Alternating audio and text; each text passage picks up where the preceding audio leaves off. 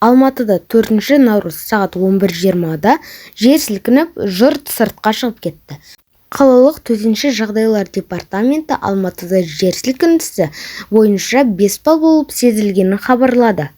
Төтенше жағдайлар департаментінің мәліметінше, жер сілкінісінің эпицентрі Алматы қаласынан 31 шақырым жерде болған. Жер дүмпуінің магнитудасы 6,1 балл, ал тереңдігі 10 шақырым. Бұл жолы қалада жер сілкінген соң хабарлау жүйесі жұмыс істеді.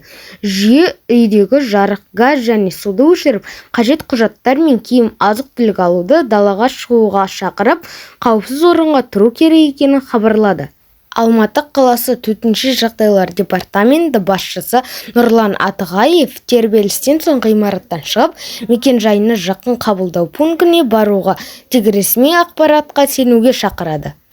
Алматы қаласы әкімі Ерболат Досаев жедел штабтың жиынын өткізіп, жер сілкінісінен кейінгі әрекеттерді талқылағанын хабарлады.